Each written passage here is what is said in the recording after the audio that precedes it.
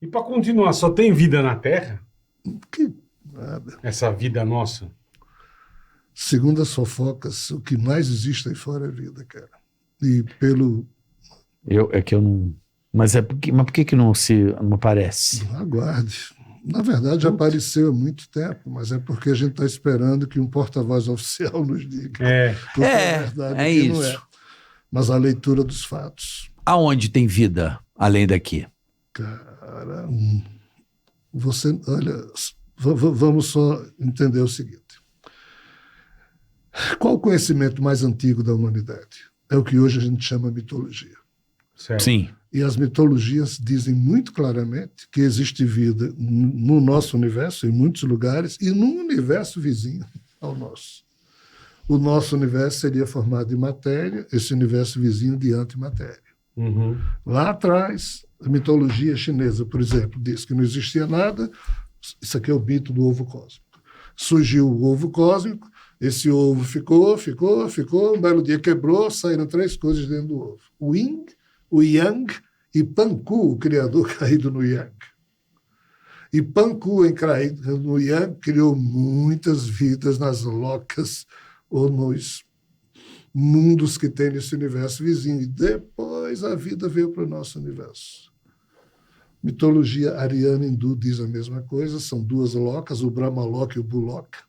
Então, assim, nesses 2 universos, a vida é abundante. E o pior, houve um tempo em que os portais se abriram, estou só repetindo o que as mitologias falam, e a turma do universo de lá passou para cá.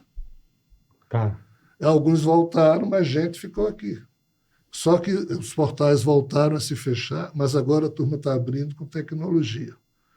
Então, assim, se você olhar os estudos ufológicos da atualidade, todos os ufólogos, veja só, a maioria das pessoas bem informadas e que estudam o assunto, Claro. obviamente, ninguém acredita em vida extraterrestre. Todo mundo sabe que existe vida extraterrestre. Não é mais questão de acreditar. É questão de acreditar, assim, para as pessoas que não acompanham isso. Porque... Eu não acompanho, por isso que eu sou um cara... Eu não acredito. Eu falo isso aqui, eu não sei, ninguém me apresentou, porque... Geralmente o ET aparece aquela figura lá do zóio verde, que é o dedo que acende. Pois é. Acho que para muitas pessoas, né? Existe área 51, eu não sei se eu tinha um de Jean de Rogério, agora não sei mais Tanto nada. faz. Jean, Rogério. Se você quiser saber a resposta mais irada, pergunta ao Jean. Existe área 51, lá diz que tem corpo de ET, diz que a área 51 é um negócio tão fechado que... Olha, ninguém tem dúvida mais, nenhuma sobre isso. Tá certo? Por quê? Porque os documentos já foram liberados. Tá. Que documentos? Documentos oficiais do governo norte-americano, ou melhor dizendo, estadunidense. Mas vejam bem, John Kennedy foi morto em 1963. Perfeito. 30 anos pelas leis estadunidenses, depois, esses documentos têm que ser liberados. Tá. 30 anos depois, foi 1993. A turma não liberou. Não liberou. Daqui a mais 30 anos a gente libera. Os 30 anos, agora foi em 2023. Os 20, né? Não liberaram de novo. Aí o pessoal diz, todo mundo dessa época, de 1963, já morreu. Por que vocês não liberam? Porque eles seguram a informação. Isso sobre a morte de John Kennedy. Agora imagine sobre os projetos do Majestic 12, que foi Eisenhower na época, depois de Truman. Há uma série de documentos que já provam que os Estados Unidos e outros países da Terra, obviamente, sempre souberam da presença de seres de fora. E por que não revelam? Isso que eu falo, qual que é o grande medo, Jean? Por que diabos não revelam? Para deter informação, para poder... Bem, segundo o que se sabe hoje, eles não revelaram por quê? Porque eles estavam retirando dessas naves e dos seres o chamado processo de conhecimento via engenharia reversa. Hoje, o GPS que a gente tem, o conhecimento de chip, muitos cientistas dizem que não houve uma evolução contínua da ciência humana capaz de promover isso. Esses foi tudo pego saltos quânticos existiram porque alguém pegou informação privilegiada. Aí, isso é uma coisa. A informação privilegiada teria vindo de onde? Daí surge esse assunto. Dessas questões que hoje Veja só, mais de 1.000 ex-oficiais de Forças Armadas estadunidenses já falaram do ano 2000 para cá. E são os ufólogos que têm essa conta. Abrindo o jogo, contando o que aconteceu com eles. Então, todos eles falam de saber, sim, engenharia reversa. Os governos nunca revelaram essas informações para poder ficar trabalhando informação só ao longo eles desses também, 60 né? anos, porque a Rússia também fazia isso, Uhum. retirando as informações para poder gerar o chip, o GPS. Então, essa seria a explicação lógica que hoje em dia se tem. Veja bem, eu não estou aqui defendendo, nem tentando provar que isso seja verdadeiro. Eu acho que é pela leitura dos fatos. Mas nós somos simples mortais. A gente não pode dar por sabido que a gente ainda precisa descobrir. Então a gente ainda precisa descobrir isso. E você está certíssimo em ficar na sua posição prudente, esperar as informações para você mesmo deduzir. Não vou, senão eu endoido. E por que você acha que essa turma vem visitar nós, Jean? Rapaz, qual a curiosidade esse é um dos deles? temas de bem umas 30 palestras que eu já fiz dos livros. Não é curiosidade nada. Não é? É atrás do DNA do ser humano.